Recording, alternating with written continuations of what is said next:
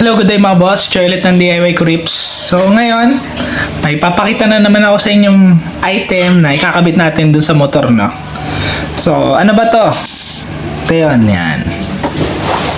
Binuksan ko na to para i-check kung okay ba yung item. Pero papakita ko na rin sa inyo kung ano to.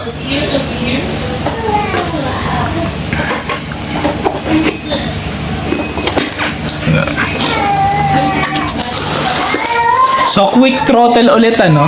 Yan. Actually, parang pangatlong palit ko na to ng quick throttle. Yung unang quick throttle kasi na binili ko, nangungupas yung kulay. Kulay itim yun, parang nawawala yung pagkaitim. Tapos yung rubber part niya, nagbibitak-bitak na. Yung second na quick throttle ko, aluminum silver din.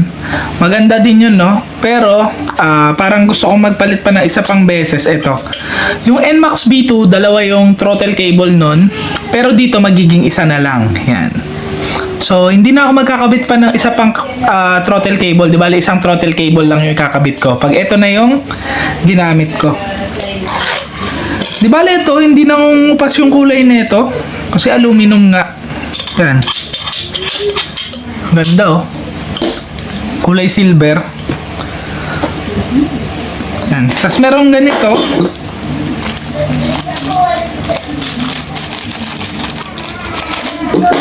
Ito para to dun sa adjuster nung sa throttle cable. Kung gusto nyong maganda yung response or mas walang allowance yung pag ikot nyo ng throttle. Yan. Kasi pwede kasi yan, nagagalaw nyo yung throttle pero hindi pa umaandar yung motor. Pero kung gusto nyo naman na talagang batak na batak yung sa may throttle nyo, walang play yan, hindi pa play. Kumbaga, pagka ginalaw nyo siya, andar na agad yung motor nyo. So, kabit na natin to.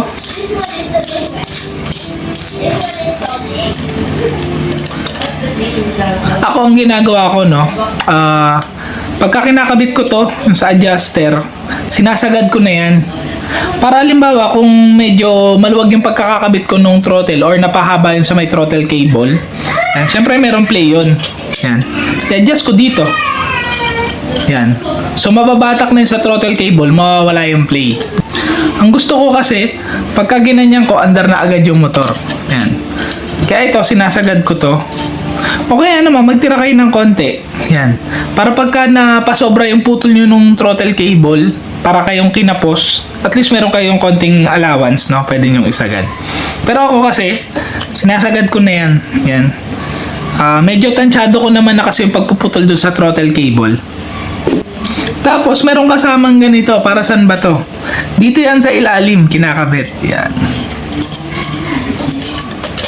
Pero actually, di ko na nga kinakabit yan eh. Kasi meron na tong automatic na stopper eh. May stop na talaga siya. So hindi niya na kailangan ng stopper.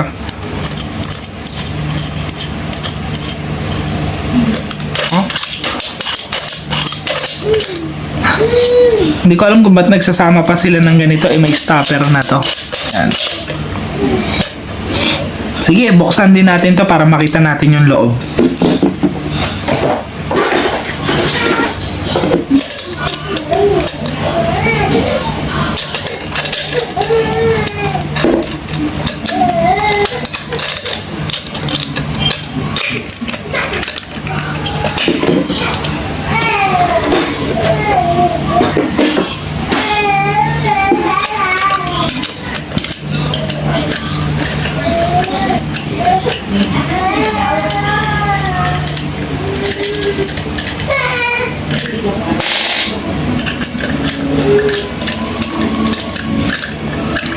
Pero pagka magpapalit kayo ng throttle cable, ano, hindi nyo naman na talaga kailangan tanggalin to.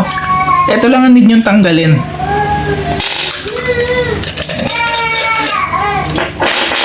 Yan, ganyan siya.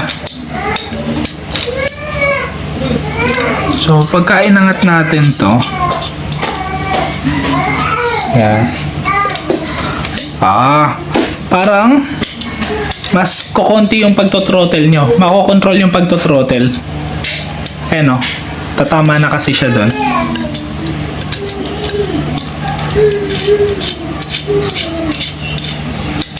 Pero pagka ganito, mas malaki yung throttle nyo. Yan. Pero mas gusto ko kasi malaki yung throttle ko eh. Pagto-throttle, para pagka inikot, mas mabibirit mo pa yung motor. Yan. Uy, nalaglag yung rubber.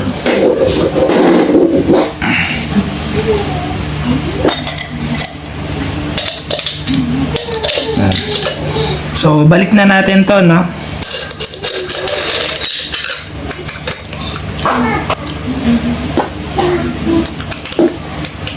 Di bali, kagaya ng sinabi ko kanina, pagka magkakabit kayo ng throttle cable, hindi naman talaga kailangan tanggalin to.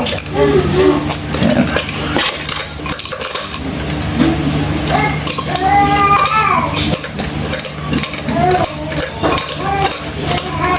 So, wag nyo nang buksan yan, hindi kailangan yan.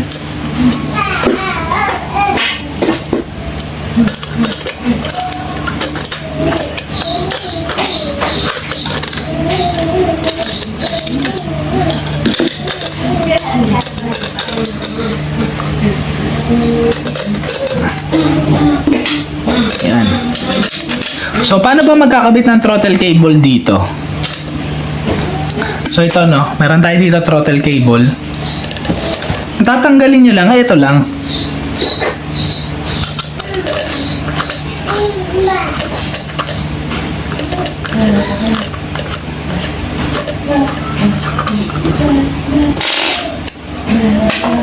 Yan. Tapos, tanggalin nyo lang to. Ang maganda dito, no, may bearing siya. So, smooth yan pagka nagto-throttle kayo.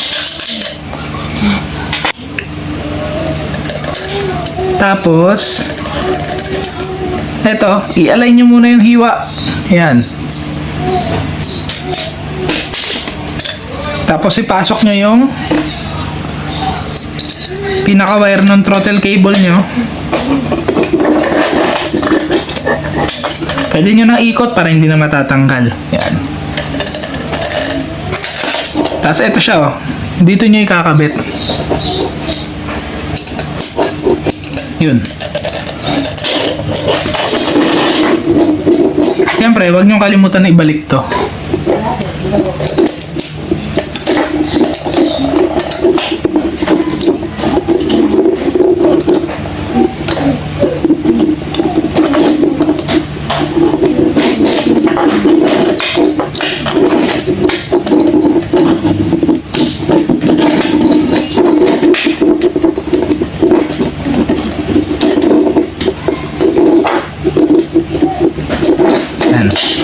Dapat nasa kanal nung pinaka bilog yung pinaka wire ng throttle cable.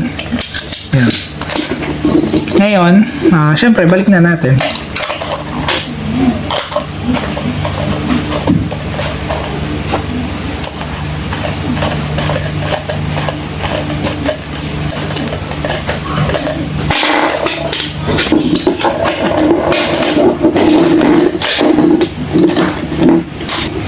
Ayan, di ba? Ganito magiging itsura niyan. Tapos pagka magto-throttle kayo, ayun no.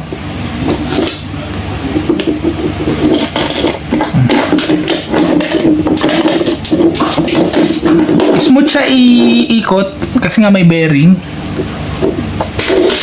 Ayan no. Umiikot yun nandito sa loob. Ayan. Hindi ata nakikita sa camera. Titilt ko ng konti. Yan. Ayun no. Smooth na smooth lang. Di bali ganyan lang ikabit tong cable dito sa bagong quick throttle natin. So abangan nyo na lang yung installation natin nito dun sa motor no. So ayan no. Tapusin na natin tong video na to. Ingat kayong lahat. Ride safe. God bless.